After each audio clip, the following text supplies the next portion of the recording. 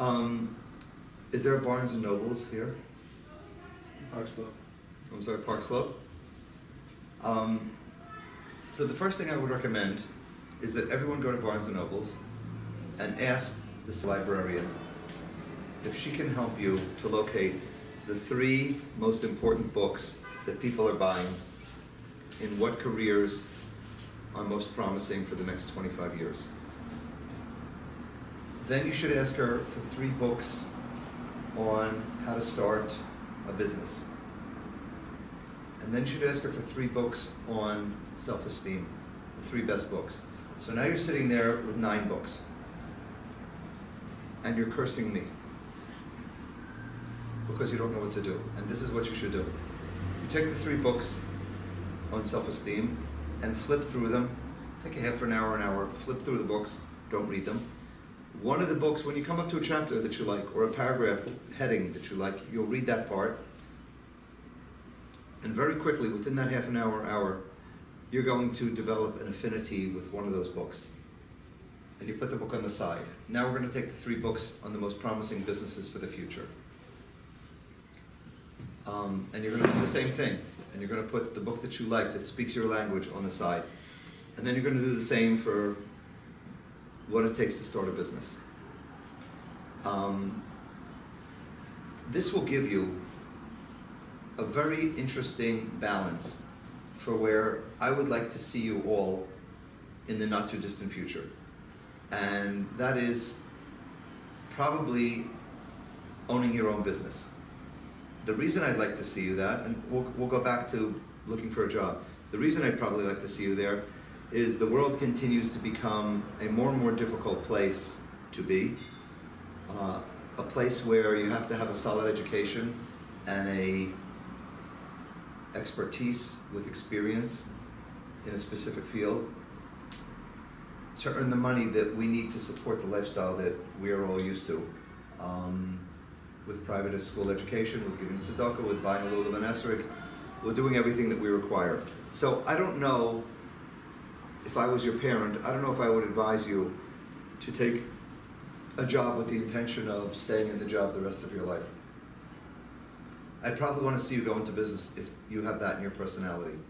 The job of somebody that's employing you is to get as much work out of you with as little pay as possible. And your job as an employee is to work as little as possible and get as much as possible. So it's a steer. It doesn't work. And the world is not like what it used to be. The guy that lives behind me has a father-in-law, has a father with a gold, very big gold ring with a gigantic diamond in it. And IBM gives this ring out to anybody that has been an employee for 30 years. Because up until recently, IBM had a policy that they wouldn't fire any employees. So anybody that was there 30 years, they had a Satov, they bought them this very expensive diamond gold ring. No company's giving out rings anymore.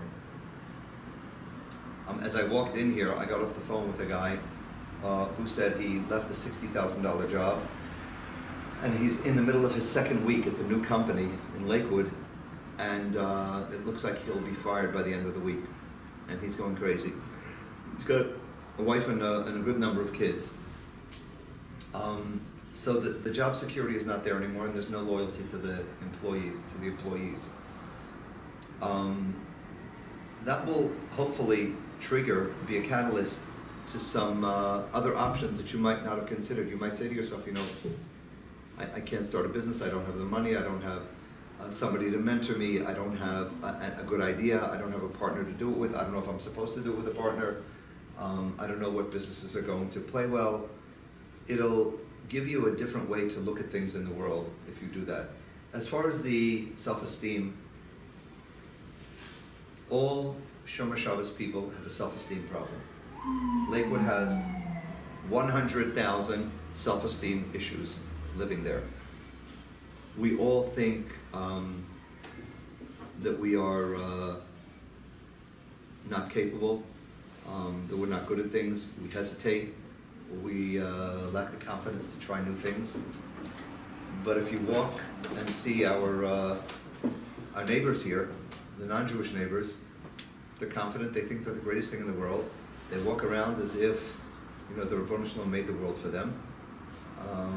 And of course they are nothing compared with us. They have no education, they have no morals, they have no ethics, they have nothing. But they have confidence. And when they go for a job interview, they say, I'm absolutely the best thing that could happen to your company. And they know how to interview. Okay, they bring nothing to the table, but that's the world that we're living in. So it's a good idea for you and for me to read books on a constant basis about self-esteem.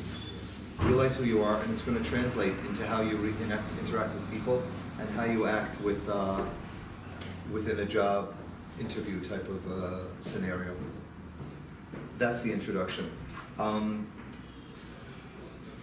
My strong feeling about looking for a job is that you should never spend any time answering ads in papers. I happen to have gotten a job once, a very high-paying job through the New York Times, but it was a fluke. 98% of the people that come to me have sent out many resumes, some of them hundreds of resumes. They never get a response. I never hear of anyone that got a job through a newspaper or online. So you say to me, well, why the job's posted then? There must be a job there. The answer is there's not a job there, most likely. They've already given the job to somebody, but they have to look